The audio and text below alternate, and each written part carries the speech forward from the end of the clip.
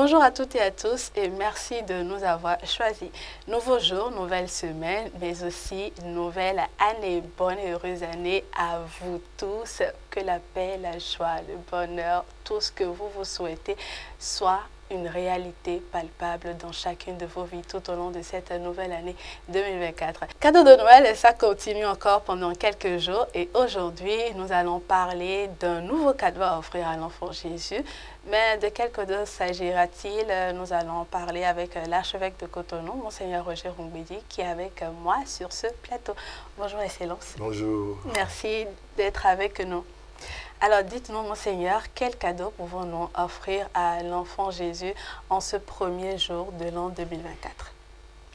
Ben, quand nous sommes au début de l'an, la première des choses, c'est de présenter mes meilleurs vœux, bonne, heureuse et sanctifiante année 2024. Merci, à Monseigneur. tous. Que le Seigneur vous bénisse et vous garde. Amen. Qu'il fasse resplendir sur vous sa paix. Amen. Et le beau cadeau que nous puissions offrir à l'enfant Jésus en ce début de l'an, Oui. c'est justement la paix. La paix qui est ce don précieux de Dieu. La paix que nous devons toujours sauvegarder, entretenir.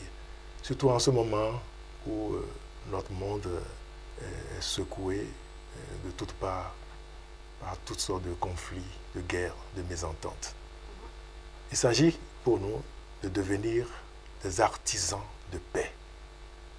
Et être artisan de paix, c'est justement œuvrer activement pour accueillir cette paix venant de Dieu. La paix, la vraie paix, vient de Dieu. Oui.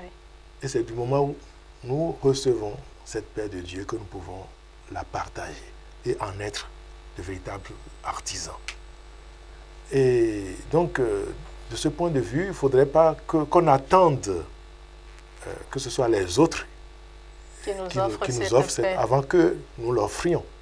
C'est-à-dire devants. faire le premier pas, prendre les devants pour pouvoir entretenir cette paix. Donc, faire toutes les démarches possibles qui nous permettent d'établir, de rétablir cette paix dans le sens de la réconciliation que nous devons mettre en place entre nous.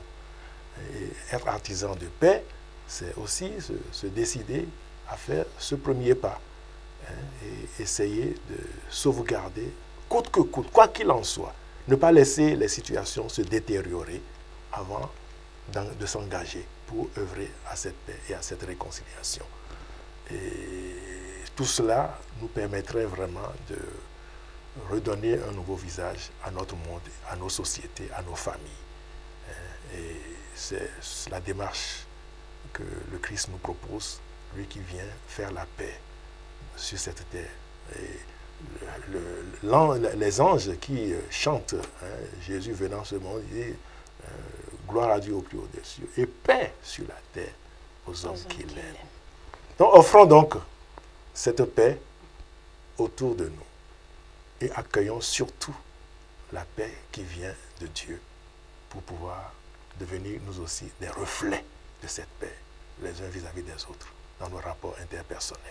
Alors, merci beaucoup, Excellence, pour ces conseils. Mais comme vous l'avez dit, aujourd'hui, c'est le premier jour de la nouvelle année, mais c'est également, on est juste passé d'un jour à un autre. Ce n'est que le chiffre qui a changé.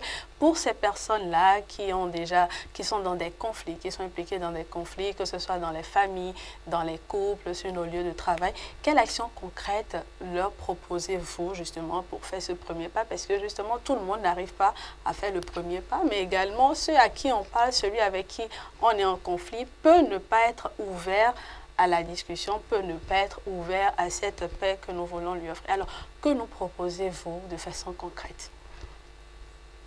Quand nous découvrons l'importance de rétablir entre nous la paix, l'entente, la cohésion, ça nous fait grandir et ça sauvegarde beaucoup de choses entre nous.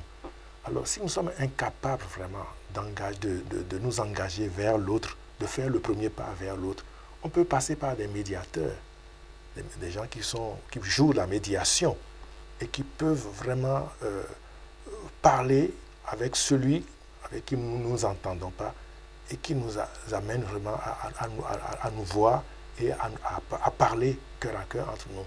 C'est-à-dire, la paix est tellement précieuse qu'il faut tout mettre en jeu pour la sauvegarder, pour la rechercher. Même si moi, personnellement, je suis incapable d'avancer vers l'autre, je peux trouver d'autres stratégies et d'autres personnes ou d'autres occasions, opportunités qui nous permettent quand même de nous voir pour parler. Et tant que nous ne parlons pas de ce qui ne va pas, eh bien, la situation demeurerait toujours et les blessures seront toujours là. Et il serait toujours difficile de trouver un lieu de réconciliation. Et donc, je parle en tant que chrétien. En tant que chrétien d'abord. C'est-à-dire celui qui a accueilli cette paix venant du Christ, oui. Au nom de cette foi, je m'engage pour qu'il y ait absolument cette paix entre nous. Je fais toutes mes tentatives, mais bon, si je fais tout cela et l'autre ne s'ouvre pas, eh bien, il faut prier. Parce que le Seigneur est capable de l'impossible, le Dieu de l'impossible. Il touche les cœurs aussi. Et faire confiance aussi au Seigneur. Et le Seigneur peut faire surgir d'autres personnes qui pourraient intervenir pour que vraiment une paix s'établisse entre nous. Mais que nous ayons réellement cette préoccupation de nous entendre et de nous réconcilier. Si nous n'avons pas cette préoccupation, et puis nous, au fond de nous-mêmes, nous en voulons toujours à l'autre, nous voulons toujours du mal à l'autre. La paix ne peut jamais s'établir. C'est que du fond de nous-mêmes, il faut que ce soit un désir profond. Un désir profond. Et c'est lorsque c'est un désir profond que ça peut rejoindre aussi la volonté de Dieu. Et le Seigneur est capable de tout. D'accord. Merci beaucoup, Excellence. Alors, aujourd'hui, 1er janvier 2024, quel est votre message de paix à l'endroit de tous ceux qui vous suivent? Mon message de paix, c'est de ne jamais désespérer lorsque il y a des mésententes, il y a des conflits. Tout est possible. Et le Seigneur nous donne vraiment cette possibilité, cette capacité de surmonter nos propres pesanteurs, nos peurs, pour pouvoir nous porter vers l'autre. Donc, ne jamais désespérer, mais avoir le courage, l'audace de faire toujours le premier pas vers l'autre. Merci beaucoup. Et le Seigneur peut porter tout cela pour le bien de l'humanité et le bien des relations interpersonnelles. Merci beaucoup, Monseigneur, et bonne heureuse année à vous. Bonne heureuse année. Merci beaucoup, Monseigneur. Alors voilà, ce sera tout pour ce numéro de votre émission Cadeau de Noël. Merci d'avoir gardé votre position d'écoute. Bonne et heureuse année à vous. N'oubliez pas de devenir, si vous ne l'êtes pas encore, n'oubliez pas de travailler à devenir des artisans de paix dans vos familles, sur vos lieux de travail et partout où besoin sera. Je vous retrouve demain pour un nouveau numéro de votre émission. D'ici là, portez-vous bien.